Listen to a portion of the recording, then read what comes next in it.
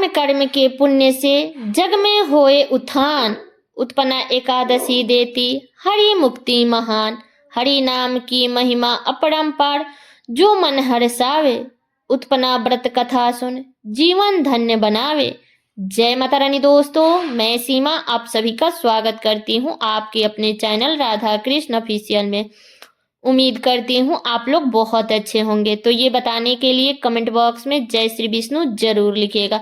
तो चलिए दोस्तों, आज हम इस वीडियो में उत्पन्ना एकादशी व्रत की कथा सुनेंगे। तो आप लोग कथा पूरा जरूर सुनिएगा। कथा सुनने के बाद आप लोग वीडियो को लाइक और चैनल को सब्सक्राइब जरूर कर लीजिएगा, क्योंकि आपकी एक लाइक से मुझे बहुत ही मोटिवेशनल मिलता है। इसलिए वीडियो को लाइक तो जरूर ही कर दीजिएगा। तो सबसे पहले आप सभी को उत्पन्ना एकादशी की ढेर सारी शुभकामनाएं। श्री हरि विष्णु भगवान और माता लक्ष्मी की कृपा आप और आपके पूरे परिवार पर हमेशा बना रहे। तो उत्पन्ना एकादशी, जो कि मार्गशीर्ष मास के कृष्ण पक्ष की एकादशी है, जिसे धर्म और भक्ति का अनमोल पर्व माना गया है। ये श्री हरि विष्णु भगवान का एक विशेष दिन है। तो चलिए सुनते हैं कथा। तो आइए इस कथा की शुरुआत भगवान के परम भक्त गुणवंती की कथा से शुरुआत करते हैं कि कैसे गुणवंती को मुक्ति मिली। किसी गांव में हरिदास, विष्णुदास और उसकी पत्नी गुणवंती रहती थी। गुणवंती बड़ी ही सुशील और गुणवंती थी और भगवान विष्णु की भक्त थी। बड़ी पतिव्रता थी। वह सभी देवता के व्रत करती थी। एकादशी का व्रत बड़े ही नियम से करती थी, लेकिन धर्मराज जी की पूजा वो कभी नहीं की थी। अतिथि सेवा से वह कभी भी पीछे नहीं हटती थी। वह सदाचार तथा धर्मपराय जीवन व्यतीत करती थी। कुछ दिन बाद गुणवंती की मृत्यु हो गई। धर्म कर्म के प्रभाव से यमदूत उसे आदर पूर्वक धर्मराज जी के लोक में ले गए, जहां उसने देखा कि लोक के 4 द्वार है। नगर के बीचों बीच धर्मराज जी के बहुत बड़ा मंदिर है, जिस मंदिर में धर्मराज जी विराजमान है। उनके पास चित्रकूट जी विराजमान है, जो मृत्यु व्यक्तियों के पापों का लेखा जोखा धर्मराज जी को सुनाते हैं। तब यमराज जी के दूत गुणवंती को वहां ले गए। जैसे ही गुणवंती ने धर्मराज जी को देखा तो वो भयभीत होकर कांपने लगी और नीचे मुख करके खड़ी हो गई। तब चित्रगुप्त जी ने धर्मराज जी को गुणवंती के कर्म का लेखा जोखा सुनाया। धर्मराज जी गुणवंती के भक्ति देखकर प्रसन्न हुए, परंतु उदास भी थे। धर्मराज जी के उदासी गुणवंती को दिखाई दी, तो गुणवंती ने धर्मराज जी से निवेदन की कि प्रभु, मेरी समझ में यह नहीं आ रहा है कि आप उदास क्यों हैं। कृपा करके अपनी उदासी का कारण बताइए। तब यमराज जी ने कहने लगे कि हे देवी, तुमने जप तप व्रत दान आदि कर दी, सभी देवता को संतुष्ट किया है, लेकिन तुमने हमारे नाम का कोई भी दान व्रत नहीं किया है।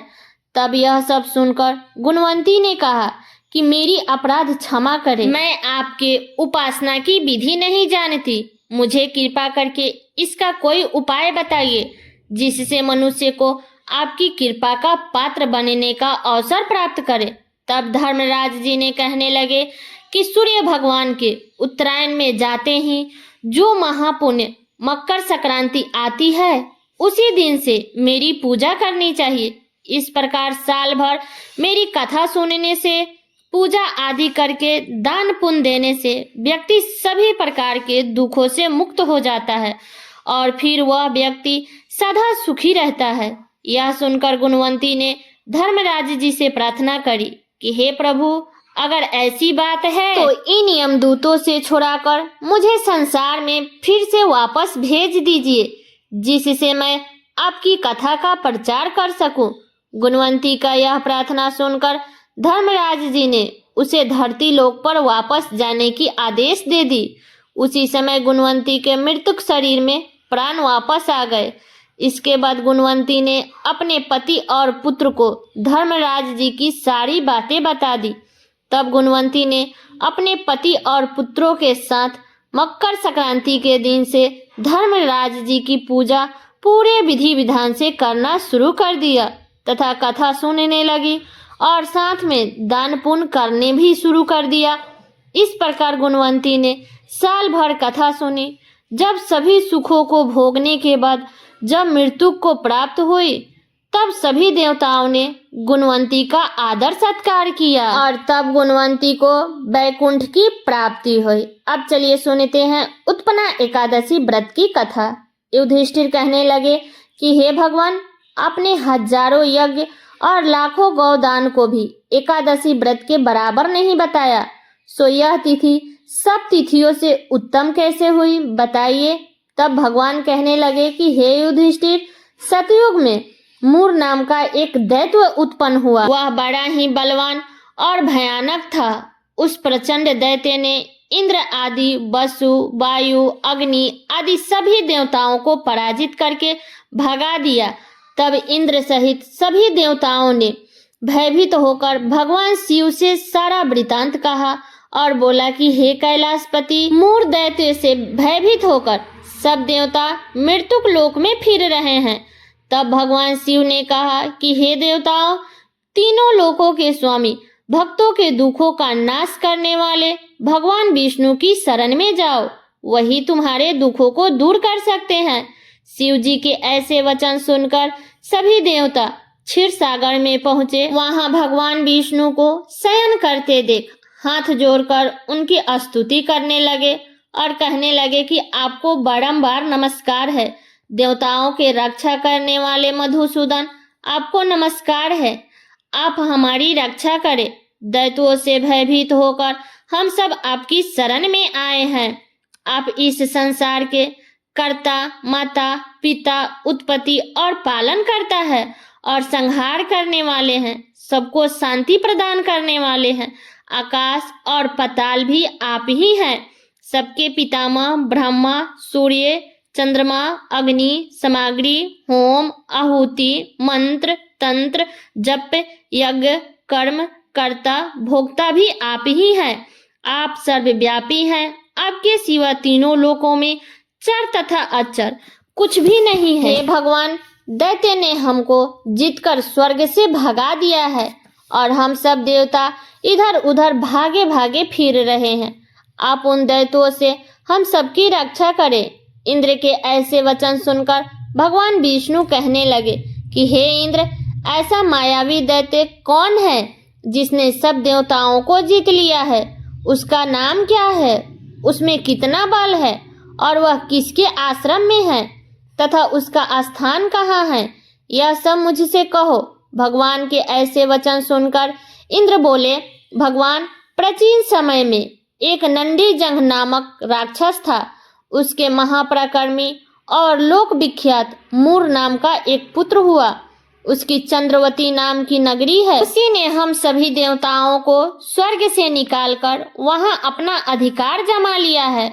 उसने इंद्र, अग्नि, वरुण, यम, वायु, ईश, चंद्रमा आदि सबके स्थान पर अधिकार कर लिया है। सूर्य बनकर स्वयं ही प्रकाश करता है और स्वयं ही मेघ बन बैठा है और सबसे अजय है। हे असुर निकंदन, उस दुष्ट को मारकर देवताओं को अजय बनाइए। यह वचन सुनकर भगवान ने कहा कि हे देवताओं, मैं शीघ्र ही उसका संहार करूंगा। तुम चंद्रवती नगर जाओ। इस प्रकार कहकर भगवान सहित सभी देवताओं ने चंद्रवती नगरी की ओर प्रस्थान किए। उस समय जब दैत्य मूर सेन सहित युद्ध भूमि में गरज रहा था, तो उसकी भयानक गर्जना सुनकर सभी देवता भय के मारे चारों दिशाओं में भागने लगे। जब स्वयं भगवान रणभूमि में आए तो दैत्यों ने उन पर भी अस्त्र शस्त्र आयुध लेकर दौड़े। तब भगवान ने उन्हें सर्प के समान अपने बाणों से बिंध डाला। बहुत से दैत्य तो मारे गए, केवल मूर बचा रहा। वह अविचल भाव से भगवान के साथ युद्ध करता रहा। तब भगवान ने जो भी तीक्ष्ण बाण चलाते वह उसके लिए पुष्प सिद्ध हो जाता। उसके शरीर छिन्न भिन्न हो गया, किंतु वह लगातार युद्ध करता रहा।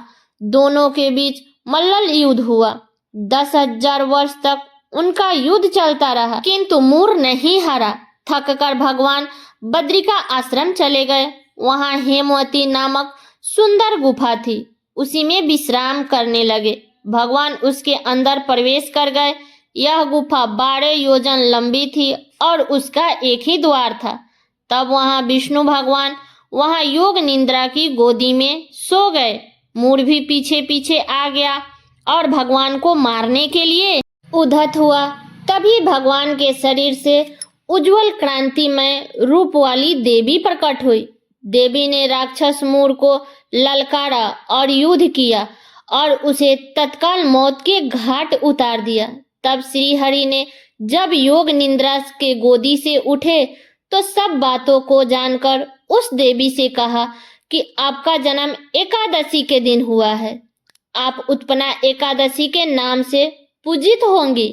आपके भक्त वही होंगे जो मेरा भक्त होंगे। शास्त्रों के अनुसार जो व्यक्ति इस एकादशी का व्रत करता है और विष्णु भगवान के संग एकादशी माता की पूजा करता है, उसके कई जन्मों के पाप मिट जाते हैं और व्यक्ति उत्तम लोक में आस्थान पाने का अधिकारी बन जाता है। तो ये है उत्पन्ना एकादशी व्रत की कथा। तो सब लोग बोलिए श्री हरि विष्णु भगवान की जय, उत्पन्ना माता की जय। तो ये कथा मेरा यहीं तक का था। कैसा लगा ये कथा कमेंट बॉक्स में जरूर बताइएगा। चैनल पे नए आए हैं तो सब्सक्राइब कर लीजिएगा, बेल आइकन को प्रेस कर दीजिएगा जिससे मेरे वीडियो का नए नोटिफिकेशन आप सभी के पास में सबसे पहले पहुंचे। और वीडियो को लाइक कर दीजिएगा क्योंकि आपके एक लाइक से मुझे बहुत ही मोटिवेशनल मिलता है। इसलिए वीडियो को लाइक कर दीजिएगा और वीडियो को शेयर कर दीजिएगा ताकि हर कोई उत्पन्ना एकादशी व्रत के दिन इस कथा को सुन सके। तो चलिए दोस्तों, मिलती हूँ अगले वीडियो में किसी नए वीडियो के साथ में। तब तक के लिए नमस्कार।